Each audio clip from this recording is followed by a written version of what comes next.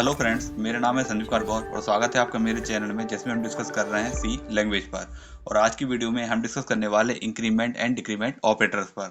दोस्तों, वीडियो शुरू करने से पहले आपसे रिक्वेस्ट है कि यदि आप हमारे चैनल पर नए हैं और आपने अभी तक हमारे चैनल को सब्सक्राइब नहीं किया है तो चैनल को सब्सक्राइब कर लीजिए और बेल आइकन को प्रेस कर लीजिए, जिससे कि आपको आने वाले लेटेस्ट वीडियो की नोटिफिकेशन प्राप्त हो सके। चलिए शुरू करते हैं आज का वीडियो। यहाँ पर आज हम डिस्कस करने वाले हैं इंक्रीमेंट और डिक्रीमेंट ऑपरेटर पर। जैसे कि आपको नाम से समझ में आ रहा होगा, इंक्रीमेंट मीन्स यहाँ पे हम वैल्यू को इंक्रीज करेंगे और डिक्रीमेंट जहाँ पर वैल्यूज डिक्रीज होती है। तब क्या है, सी के पास हमारे दो ऑपरेटर होते हैं, जैसे कि यहाँ पर आप देख रहे हैं प्लस प्लस और माइनस माइनस। प्लस प्लस को यहाँ पे इंक्रीमेंट ऑपरेटर और माइनस माइनस को यहाँ पे डिक्रीमेंट ऑपरेटर कहा जाता है। C has plus plus as the increment and minus minus as the decrement operator. The operator plus plus means increment operator adds 1 to the operand. यदि आप increment operator का use कर रहे हो तो ये क्या करेगा, ऑपरेंड में 1 को ऐड करेगा। वाइल डिक्रीमेंट ऑपरेटर सब्ट्रैक्ट्स 1, यदि आप डिक्रीमेंट ऑपरेटर यूज कर रहे हैं तब ये क्या करेगा, जो ऑपरेंड की वैल्यू होती है उसमें से एक सब्ट्रैक्ट करता है। बोथ आर यूनरी ऑपरेटर, ये दोनों ही क्या है, हमारे यूनरी ऑपरेटर है। मीन्स यहाँ पे एक ही ऑपरेंड की आवश्यकता होती है। And takes the following form and takes the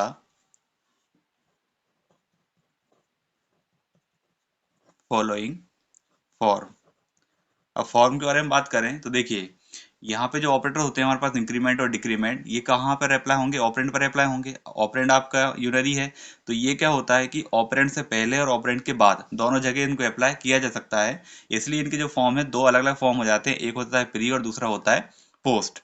तो यदि हम प्री इंक्रीमेंट के बारे में बात करें, प्री इंक्रीमेंट, इसका मतलब होगा कि ये जो ऑपरेटर होते हैं ये ऑपरेंड से पहले अप्लाई किए जाएंगे। तो मान लिया हमारे पास कोई ऑपरेंड है एम और हमने इस तरह लिखा है प्लस प्लस एम, तो इसका मतलब क्या होगा, ये प्री इंक्रीमेंट है। ठीक है।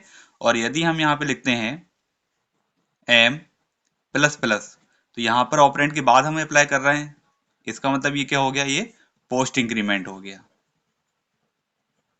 ओके। इसी तरह यदि हम यहाँ पे माइनस माइनस एम लिख रहे हैं तो ये कहलाएगा प्री डिक्रीमेंट, और यदि हम यहाँ पे लिख रहे हैं एम माइनस माइनस तब ये कहलाएगा पोस्ट डिक्रीमेंट। ओके। अब इनमें क्या डिफरेंस होता है, यदि आप इन स्टेटमेंट को इंडिपेंडेंटली यूज कर रहे हैं, जैसे कि यहाँ पे लिखा हुआ है वैसे के वैसे यदि आप यूज कर रहे हैं तो इनमें कोई भी डिफरेंस नहीं होता। प्लस प्लस एम और एम प्लस प्लस दोनों का मीनिंग सेम होता है। लेकिन यदि आप इनको असाइनमेंट ऑपरेटर के साथ यूज करते हो तब ये थोड़ा डिफरेंटली बिहेव करते हैं। अब क्या कैसे करते हैं वो हम आगे समझते हैं। जैसा कि यहाँ पे लिखा हुआ है plus plus m and m plus plus, means यहाँ पे हमने प्री इंक्रीमेंट यूज किया और यहाँ पे पोस्ट इंक्रीमेंट यूज किया है। इसकी जगह आप यहाँ पे डिक्रीमेंट ऑपरेटर का भी यूज कर सकते हैं। Mean the same thing when they form statement independently, यदि स्टेटमेंट के फॉर्म में यूज कर रहे हो आप इंडिपेंडेंटली तब इनका मीनिंग सेम रहेगा। They behave differently when they are used in expression on the right hand side of an assignment statement. और यदि आप इनको एक्सप्रेशन के फॉर्म में यूज कर रहे हैं जहाँ पर असाइनमेंट ऑपरेटर या असाइनमेंट स्टेटमेंट आप यूज करोगे तब यहाँ पे ये अलग अलग बिहेव करेंगे। कंसीडर द फॉलोइंग, किस तरह करते हैं इसके लिए एग्जांपल समझते हैं। मान लीजिए यहाँ पर एक वेरिएबल है एम और उसकी वैल्यू है 5। ठीक है। और यहाँ पर हम y वेरिएबल में असाइन कर रहे हैं प्लस प्लस एम। ओके। तो इसका मतलब क्या होगा कि पहले m में इंक्रीमेंट होगा और उसके बाद जो वैल्यू आएगी वो कहाँ असाइन होगी, y में असाइन होगी। तो यदि हम इसको देखें तो दूसरे शब्दों में हम इसको क्या ले सकते हैं कि m की वैल्यू क्या है, 5 है। मीन्स m में क्या असाइन हो रहा है, 5 असाइन हो रहा है। और यदि पर्टिकुलर इस स्टेटमेंट को हम लिखें तो इसको हम लिख सकते हैं कि पहले m में एक का इंक्रीमेंट होगा और ये कहाँ असाइन होगा, m में असाइन होगा, और फिर m की जो भी वैल्यू है वो कहाँ असाइन होगी, y में असाइन होगी। तो यदि हम इसको एग्जीक्यूट करते हैं तो m की वैल्यू क्या निकल कर आएगी और y की वैल्यू क्या निकल कर आएगी। देखिए m की वैल्यू क्या है, 5 है। m में एक का इंक्रीमेंट हुआ और कहाँ असाइन हुआ, m में असाइन हुआ, तो 5 से क्या हो गया, 6 हो गया। और फिर m की वैल्यू कहाँ असाइन हुई है, y में असाइन हुई है, तो इसकी वैल्यू भी क्या हो गई, 6 हो गई। ठीक है। ये हमने क्या यूज किया है, प्री इंक्रीमेंट यूज किया है। अब इसी को हम देखते हैं पोस्ट इंक्रीमेंट से। रीराइट द अबव स्टेटमेंट, इसी स्टेटमेंट को हम फिर से लिखते हैं लेकिन इस बार पोस्ट इंक्रीमेंट का यूज करेंगे। तब हमने यहाँ पे लिखा m असाइन 5 और यहाँ पे लिखा y असाइन, इस बार लिखते हैं हम m प्लस प्लस। इसका मतलब क्या होगा कि पहले यहाँ पे वैल्यू असाइन होगी, उसके बाद इंक्रीमेंट होगा, ठीक है। तो इसको हम दूसरे शब्दों में क्या लिख सकते हैं कि m की वैल्यू क्या है 5 है, लेकिन इस बार अब थोड़ा सा चेंज होगा। इस बार क्या होगा, पहले वैल्यू इस तरफ असाइन होगी तो m की वैल्यू कहाँ चली जाएगी y में, और फिर क्या होगा पोस्ट इंक्रीमेंट मीन्स फिर उसके बाद इंक्रीमेंट होगा। तो इंक्रीमेंट होगा तो क्या होगा m plus 1 assign to m, ठीक है। तो इस बार देखते हैं m और y की वैल्यू क्या आती है। m की वैल्यू क्या है 5 है।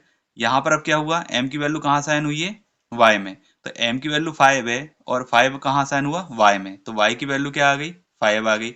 फिर यहाँ पे m में एक इंक्रीमेंट हुआ है और इंक्रीमेंट होने के बाद कहाँ साइन हुआ है m में असाइन हुआ है, तो यहाँ पर 5 प्लस 1 असाइन टू m, तो इस बार m की वैल्यू क्या आएगी 6 आएगी। तो ये डिफरेंस होता है जब आप पोस्ट इंक्रीमेंट और प्री इंक्रीमेंट का असाइनमेंट के फॉर्म में मीन्स एक्सप्रेशन के फॉर्म में यूज करते हैं। तब तब हम यहाँ पे लिख सकते हैं a prefix operator first adds 1 to the operand and then the result is assigned to the variable on left. On the other hand, a postfix operator first assign the value to the variable on left and then increment the operand. आगे देखते हैं the increment and decrement operators can be used in complex statement. For example, अब देखिए यहाँ पर मान लीजिए मैं एक एक्सप्रेशन लिख रहा हूँ, एक वेरिएबल है m और यहाँ पर एक्सप्रेशन है हमारे पास n post increment means n plus plus minus j plus 10, ठीक है। और हम यहाँ पे मान लेते हैं कि हमारे पास n की वैल्यू 2 है और j की वैल्यू 3 है। तब यदि हम यहाँ पे m की वैल्यू चेक करें तो क्या आएगी, यहाँ पे कौन सा इंक्रीमेंट है पोस्ट इंक्रीमेंट है। पोस्ट इंक्रीमेंट का मतलब क्या होता है, अभी ये ओल्ड वैल्यू पे काम करेगा, उसके बाद इंक्रीमेंट होगा जब यहाँ पे असाइन करेगा तब। तो अभी ओल्ड वैल्यू क्या है, मान लीजिए n की वैल्यू क्या है 2, तो यहाँ पे क्या हुआ ये 2 हुआ। j की वैल्यू क्या है 3, तो यहाँ पे क्या हुआ 3 हुआ। और यहाँ पे क्या लिखा हुआ है 10। यदि हम इसको पूरा सॉल्व करते हैं तो क्या आएगा 10 प्लस 2 12, 12 माइनस 3 9। तो यहाँ पर m की वैल्यू जो असाइन होगी, m में जो वैल्यू असाइन होगी वो क्या असाइन होगी, यहाँ पे 9 असाइन होगी। इसके बाद इसमें इंक्रीमेंट होगा क्योंकि यहाँ पे पोस्ट इंक्रीमेंट है। वहीं यदि हम यहाँ पे प्लस प्लस एन यूज करते हैं मीन्स प्री इंक्रीमेंट यूज करते हैं, माइनस जे प्लस 10, वैल्यू वही लेते हैं, एन की वैल्यू 2 है और जे की वैल्यू 3 है। देखते हैं एम की वैल्यू क्या आएगी। अब यहाँ पे क्या है प्री इंक्रीमेंट है तो पहले क्या होगा इंक्रीमेंट होगा, उसके बाद ये वैल्यू कहाँ साइन हो जाएगी एन में साइन हो जाएगी। तो यहाँ पर प्री इंक्रीमेंट की वजह से एन की वैल्यू 2 थी, लेकिन अब यहाँ पे क्या हो जाएगी 3 हो जाएगी। जे की वैल्यू भी क्या है 3 है और यहाँ पे क्या है 10, 10 प्लस 3 13 माइनस 3 क्या आएगा 10 आया। ओके, तो यहाँ पर यदि आप इस तरह का कॉम्प्लेक्स स्टेटमेंट यूज कर रहे हैं तो यदि पोस्ट इंक्रीमेंट है तो वहाँ पे ओल्ड वैल्यू यूज होगी, उसके बाद यहाँ पर इवेल्यूशन के बाद मीन्स असाइन के बाद यहाँ पे पोस्ट इंक्रीमेंट होगा और यहाँ पे पहले ही इंक्रीमेंट हो जाएगा। तब हम यहाँ पे क्या कह सकते हैं इस केस के लिए, old value of n is used in evaluating the expression, ठीक है। n is incremented after the evaluation. अब दोस्तों ये जो जितने कंसेप्ट हमने देखे इनको हम प्रैक्टिकल के लिए देख लेते हैं। तो चलते हैं सिस्टम की स्क्रीन पर, वहां पर हम इनको प्रोग्राम में इंप्लीमेंट करते हैं और देखते हैं हमारा आउटपुट यही आता है या नहीं। तो चलिए चलते हैं सिस्टम की स्क्रीन पर।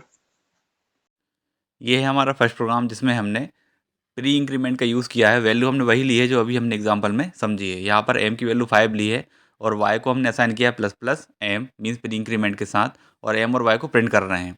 तो देखते हैं क्या आउटपुट आता है। प्रोग्राम को हमने सेव कर लिया है और हम कंपाइल करते हैं तो 0 एरर है। रन करते हैं तो देखिए क्या आया, m इक्वल टू 6 आया और y इक्वल टू 6 आया है। ये हमारा प्री इंक्रीमेंट के द्वारा है। अब हम प्रोग्राम में थोड़ा चेंजेस कर लेते हैं और y की वैल्यू को अब यहाँ पे पोस्ट इंक्रीमेंट यूज़ करते हैं m प्लस प्लस। ओके, फिर से हमने प्रोग्राम को कंपाइल किया, 0 एरर है। रन करते हैं तो देखिए इस बार आउटपुट क्या है, m की वैल्यू 6 आई है लेकिन y की वैल्यू 5 आई है। तो ये प्री और पोस्ट का डिफरेंस है। अब इसमें थोड़ा सा और चेंजेस करते हैं प्रोग्राम में, जो हमने कॉम्प्लेक्स एक्सप्रेशन यूज़ किया था उसको यहाँ पे फॉर्म करते हैं। ये हमारा अब सेकेंड कंसेप्ट है जो इसमें हमने कॉम्प्लेक्स एक्सप्रेशन यूज़ किया था। इसमें हमने प्रोग्राम पूरा वही लिखा है, n की वैल्यू 2 ली, j की वैल्यू 3 ली है। इसको हम सेव करते हैं और कंपाइल करते हैं, 0 एरर। इसको अब हम रन करते हैं, देखिए m की वैल्यू क्या आई है 9 आई है। इसमें हमने क्या यूज़ किया था n plus plus means post increment use किया हुआ है। अब इसमें चेंजेस कर देते हैं, यहाँ पर री इंक्रीमेंट करते हैं, n प्लस प्लस की जगह हम यूज़ कर रहे हैं plus plus n means pre increment. अब देखते हैं इसको कंपाइल करके, 0 एरर है, रन करते हैं। इस बार वैल्यू क्या आई है, m की वैल्यू 10 आई है। तो जो हमने कंसेप्ट समझा था उसको हमने प्रैक्टिकली भी देख लिया है, सेम वही आउटपुट यहाँ पे आ रहा है। तो दोस्तों ये था आज का हमारा वीडियो जिसमें हमने डिस्कस किया हुआ है pre increment, post increment, pre decrement और पोस्ट डिक्रीमेंट पर। यदि वीडियो पसंद आए तो वीडियो को लाइक करें, शेयर करें और चैनल को सब्सक्राइब करें।